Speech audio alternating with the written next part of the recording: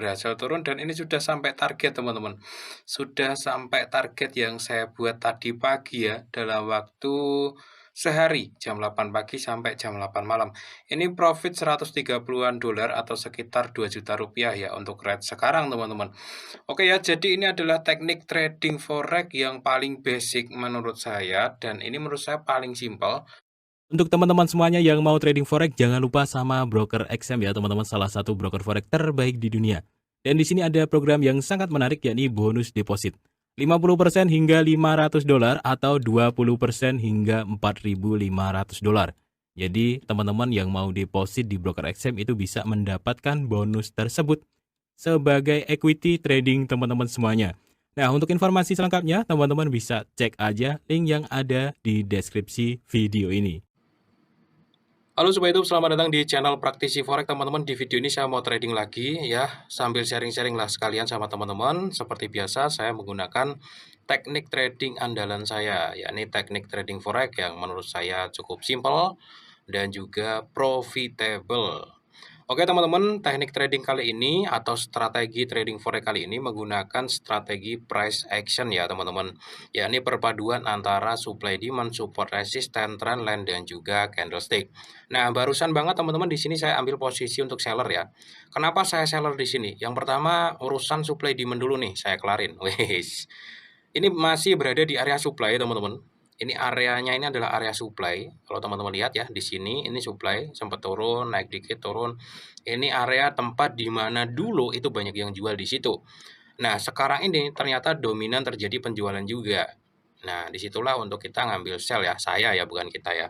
Saya ngambil sell pertimbangannya itu ada area supply dan dominansinya terlihat dari ini nih teman-teman, dari candlestick-nya. Ini ada sebuah pola bearish harami di sini ya. Naiknya lebih panjang, putar baliknya lebih pendek, sebelahnya dibuka turun. Tak zoom ya. Nah, ini putar balik lebih pendek, sebelahnya dibuka turun. Kalau turun juga sama, biasanya turunnya yang panjang, naiknya lebih pendek, sebelahnya buka naik. Itu signal buy. Nah, signal saya sebenarnya mulai dari sini tadi, cuman saya lihatnya agak telat. Jadi supply demand dan candlestick-nya udah bilang sell tuh di situ teman-teman. Nah, selain itu juga di sini ada sebuah resisten ya. Ada sebuah resisten yang berpeluang menjadi double top teman-teman. Double top. Yakni dua ujung di atas ya dengan posisi yang memang agak sama ya. Apa itu namanya? Posisinya agak sama kayak gitu. Nah, di sini ada double top, peluang terbentuk double top di situ. Nah, kelihatan ya teman-teman. Jadi dari segi supply demand, support resisten dan juga candlestick-nya itu udah terpadu membentuk signal sell. Jadi nggak cuma oh ya candlestick ini langsung sell, enggak juga. Lihat dulu di situ apakah benar-benar area seller. Oh iya ternyata area seller. Oh itu, gagal break dari resisten terakhir, lihat dulu apakah candlestick-nya sudah terbentuk, oh ya sudah terbentuk. Jadi memang itu saling berkaitan teman-teman, supply demand, support resisten, candlestick, sama trend line. Nah kalau bicara masalah trend, itu bicaranya masalah high dan low-nya market. Nah sekarang ini posisinya sedang berada di high ya teman-teman, sedang berada di ketinggian. Jadi masuk akal juga nyari ketinggian, kemudian nyari sinyal untuk sell di situ. Kalau apa itu namanya, kalau, mau buy ya nyari, low atau rendah, nyari, signal buy-nya di situ. Misalkan habis turun ya, habis turun meskipun udah rendah banget kalau belum ada candlestick yang menandakan buyer ya nggak usah di-buy gitu. Ini pun kalau naiknya masih kayak gini nih teman-teman, naiknya masih kayak gini, nggak bakalan saya sell juga kalau masih di sini nih, kalau belum muncul 2 candle ini. Jadi memang harus saling berkaitan tuh antara apa ya namanya, supply demand, support resisten, candlestick, dan trendline tuh harus saling berkaitan dan disimpulin lah di situ untuk ambil posisi buy atau sell. Sebenarnya trading kayak gitu sih teknikalnya. Teknikal dasarnya di situ. Nah, kalau mungkin teman-teman mau nambahin, indikator seperti moving average ataupun yang lainnya, itu terserah ya. Itu buat faktor pendukung aja. Nah, faktor utamanya tetap ada di poin-poin yang saya sebutin tadi, teman-teman. Ini di time frame H4 ya, Bro. Nah, kita cek juga di time frame yang lain, D1 terutama.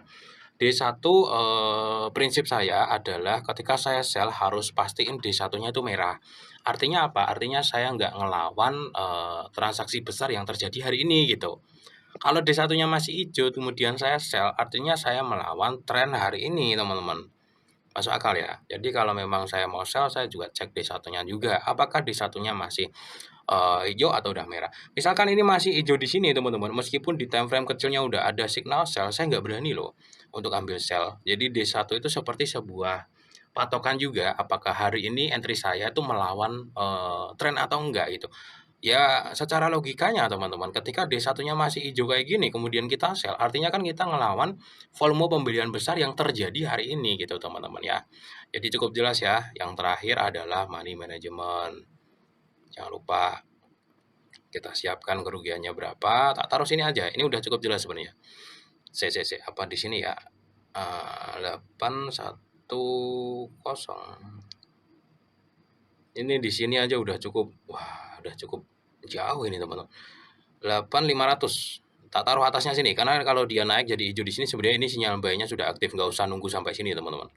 Sinyal buy-nya mulai aktif dari sini nih. Ini kan hammer ya, palu ya. Kalau sebelahnya hijau naik kan berarti sinyal buy-nya aktif di situ. 148509. 148. Waduh, ini SL-nya jauh juga coy. SL-nya lumayan jauh. Dilihat ini dari 090 ke 500. Ini 400 poinan lebih atau 40 pips lebih. Berarti ya nanti untuk targetnya minimal dapat 2 kalinya ya. Coba tak zoom di time frame kecil untuk nentuin targetnya. Wih, kalau time frame kecil ini buyer ya. Wih, buy ini udah habis koreksi naik lagi kayak gitu. Time frame kecil ya, time frame kecil biarin aja. Kadang-kadang kalau kita ngikut time frame kecil nanti sering kecele teman-teman. Tetap H4D1 tetap saya perhatiin karena trading saya daily ya. Ini minimal 2 kali teman-teman, 2 kali SL mungkin daerah-daerah sini aja udah dapat 2 kali loh ya ini. Di support terakhir itu. Dapat belum sih? Ini hampir 2 kali ya? Oh, udah 2 kali. Saya males ngitung-ngitung, dilihat aja kelihatan. 1 2 kayak gitu. Nah, ini targetnya di support sini. Sini aja dulu. Oke teman-teman, tak skip dulu ya. Ini adalah hari Rabu jam 8 pagi, tanggalnya AB-in saja.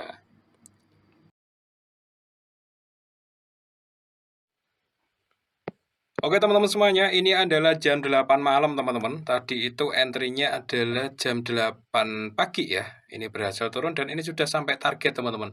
Sudah sampai target yang saya buat tadi pagi ya, dalam waktu sehari, jam 8 pagi sampai jam 8 malam. Ini profit 130-an dolar atau sekitar 2 juta rupiah ya untuk rate sekarang teman-teman. Oke ya, jadi ini adalah teknik trading forex yang paling basic menurut saya dan ini menurut saya paling simpel. Dan ini adalah teknik trading ataupun strategi trading andalan saya, teman-teman. Dan sering saya praktekin ya. Oke, sekarang saya simpulin ke teman-teman ya.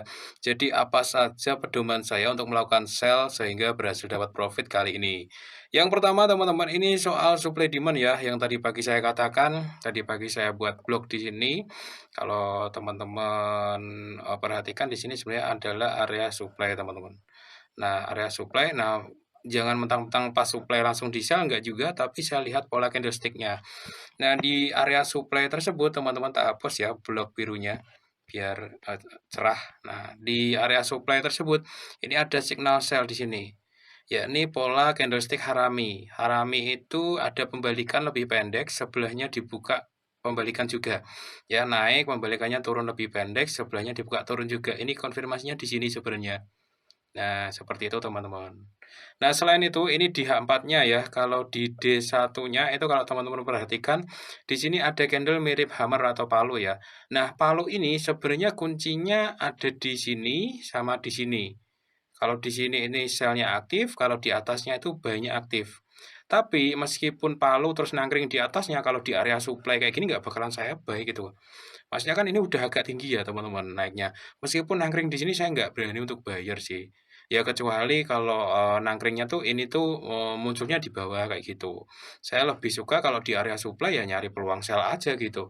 Kalau di area demand atau area support kayak gini, nanti nyari peluang buy-nya muncul baru masuk, kayak gitu kan teman-teman. Jadi masuk akal sih sebenarnya trading itu. Harusnya masuk akal ya, jangan sampai teman-teman trading cuma ngapalin pola ini, tapi nggak tahu yang terjadi itu apa, kayak gitu menurut saya kurang ya. Karena trading itu harus ada pemahaman di balik teknikal itu sendiri.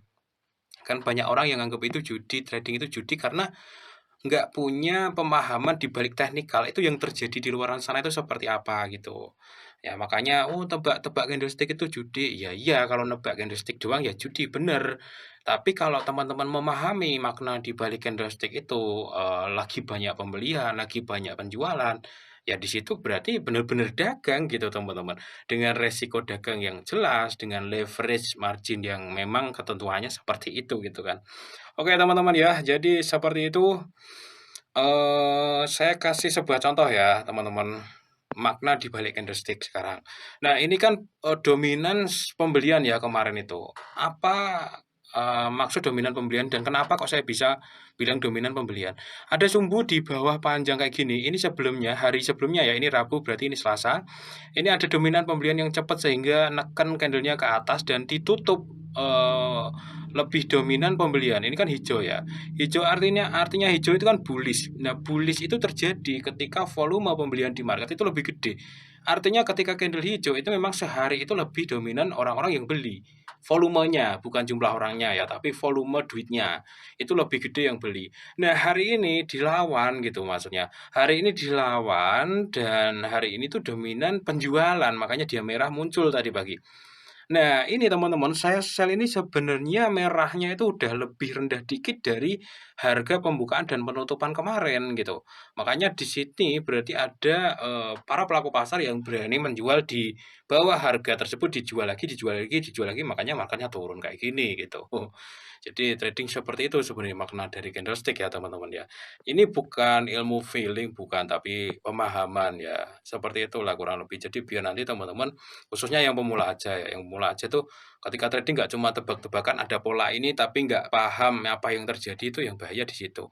Ya lebih bagus paham apa yang terjadi tapi nggak tahu nama polanya itu malah lebih bagus. Nama pola itu kan nggak penting, yang penting paham gitu. Oh ya sekarang tuh waktunya buy atau sell. Nama pola kasih nama sendiri juga nggak apa-apa kok. Nama sendiri kalian pakai teknik nama kalian sendiri juga nggak masalah gitu kan. Waduh ini udah nggak jadi 2 juta ini kurang dikit ini teman-teman. Udah tak close dulu ya teman-teman. Ini sesuai dengan target saya tadi pagi, ini area support. Kalau di time frame kecil kelihatan, ini, setelah, penjualan gede beruntun cepat ya kelihatannya ada news ini panjang ini. Ini ada pembelian yang meng-counter daripada penurunan, makanya dia naik segini. Tapi di sini di-counter lagi sama volume penjualan, makanya turun segini. Ya, kurang lebih seperti itu ya kejadian di market. Ini ya kalau dari time frame gedenya, kita masuk time frame gede. Time frame gede sebenarnya ini hold, waktunya hold ya teman-teman, tinggal kasih SL di atasnya sini kalau time frame gede. SL-nya agak direnggangin di sini untuk mungkin yang trading-nya swing atau long term kayak gitu. Targetnya mungkin bisa beberapa hari, targetnya di support bawah sini. Itu kalau long term, kalau saya harian ya saya ambil aja sehari ini, kalau misalkan di sini, nggak ada signal ya saya tinggal ambil di pair lain gitu. Tekniknya sama, diterapin di pair manapun bisa. Oke lah ini pas ini udah dapat 2 juta lagi nih. Tak simpen dulu Bro. Sekian dulu ya, sharing dari saya pada kesempatan kali ini. Mudah-mudahan bermanfaat teman-teman. Oke, salam sukses untuk teman-teman semuanya ya. Yang penting psikologinya dijaga, MM-nya dijaga. Saya yakin kok untuk teman-teman yang udah trading lama, teknik-teknik kayak gini tuh paham biasanya. Paham betul, hanya saja kadang-kadang kalian tuh kurang sabar nunggu, kemudian, suka overload kayak gitu, nambahin lot kayak gitu. Awalnya entry-nya cuman 1, 2, setelah berapa jam penuh entry-nya kayak gitu doang sih masalah trader yang lama-lama tuh kayak gitu. Kalau trader baru wajar belum tahu teknik, tapi kalau trader lama kebanyakan tahu teknik. Yang nggak bisa cuma MM sama ngontrol psikologinya doang itu trader lama, yang nggak sukses-sukses tuh. Oke teman-teman ya, sekian lah.